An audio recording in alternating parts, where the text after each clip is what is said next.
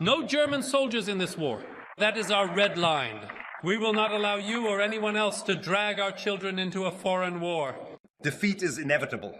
But instead of acknowledging this reality, we are presented with plans from Chancellor Merz, President Macron, and Prime Minister Starmer, which are highly charged morally, but essentially give the Russians no reason at all to come to the negotiating table. The recent talks between the US and Ukraine, as well as between the US and Russia, have not resulted in any real rapprochement. Russia continues to insist on maximalist demands. How things will proceed concretely is still unclear. However, our expectations are clear. First, there needs to be an unconditional and immediate ceasefire. Second, the line of contact must be the starting point for talks about territories. Borders must not be changed by force. And third, strong and well-equipped Ukrainian armed forces must be at the center of any security guarantee, because any peace must be lasting and just. And Ukraine, which is defending itself in the fourth year of war against the full-scale Russian invasion, must remain a sovereign and independent state. The Chancellor and the heads of government in Europe have a clear understanding of the seriousness of the situation, as recent revelations from Der Spiegel show. All the more important, then, that Europe does not back down now, but acts in our core interest, our security. European, determined and united, courageous and clear. And that is why it is so important now that the EU decides to take action on the so-called frozen assets. This means that Russian assets held in European banks should be used to support Ukraine. These are not small sums that would otherwise have to be financed again through debt from the budget in order to support Ukraine in its fight for survival, also in our own interest. And that is why the idea behind the frozen assets is so right. Those who are responsible for all this terrible suffering and the immense damage should be the ones to pay, the war criminals from the Kremlin and their oligarch friends. The truth is, Ukraine has reached a military point where a collapse of its front line can no longer be ruled out.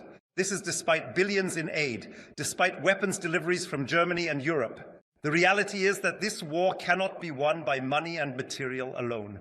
Defeat is inevitable. But instead of acknowledging this reality, we are presented with plans from Chancellor Merz, President Macron, and Prime Minister Starmer, which are highly charged morally, but essentially give the Russians no reason at all to come to the negotiating table.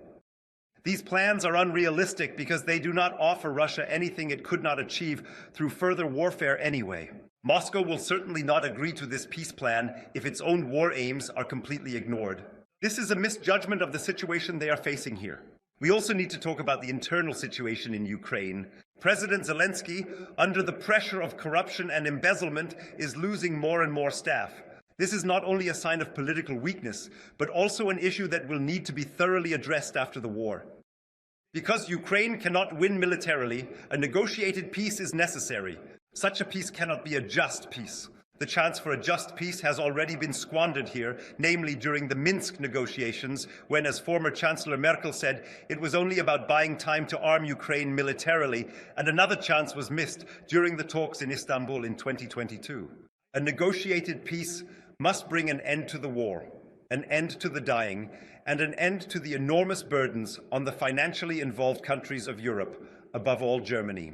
The money we are spending on continuing to support Ukraine on the war would be better invested in rebuilding a core Ukraine, so that not only Ukrainians and other countries benefit, but Germany also receives financial returns. Moral solidarity alone is not enough. We also have to think about the future of Ukraine and the interests of our own country. It is time for Realpolitik. Negotiations can only be successful if both sides gain something from them. This means that bitter pills will have to be swallowed, and by all sides. We have to accept that Crimea, Donetsk and Luhansk will never be Ukrainian again. We need a negotiated solution before Ukraine collapses in the near future, and then Russian troops are standing in Kyiv, and the rest of Ukraine is divided between Poland and Russia along ethnic lines. It is the only way... Member of Parliament, your speaking time. It is the only way to find peace, a peaceful solution.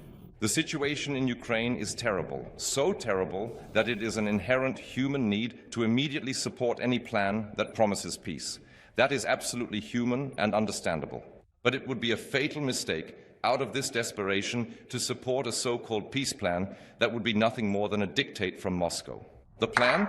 Member of Parliament, would you allow an interjection from the AfD faction? Well, I think Mr. Frohnmayer has already had enough airtime for Russia today. But what you are presenting here is just another Russian myth. Yes, so I'm still looking for the Cyrillic letter on some manuscript left lying around here, because what you are spreading here, I don't know of any Polish government that would be willing to negotiate with Mr. Putin about dividing up Ukraine. So you are implying that Mr. Tusk, the Prime Minister of Poland, could obviously be involved in such a plan that Putin might be hatching. With that, you are intensifying your accusation against Poland rather than refuting it. And with that, you have missed an important opportunity. And now, when there is speculation about security guarantees, and when there is already whispering behind closed doors about sending German soldiers to Ukraine, then I say on behalf of my parliamentary group and on behalf of millions of concerned citizens, not with us. No German soldiers in this war. That is our red line. We will not allow you or anyone else to drag our children into a foreign war. We were just asked to please call on Mr. Putin to end the war, as if we wouldn't want that ourselves. Exactly, Mr. Frohnmayer was asked, and he wanted to ask a question. He wasn't able to do that. He also wasn't allowed to make an interjection, which he would have liked to do right now. That's why I'm doing it now. Mr. Putin, please end this war.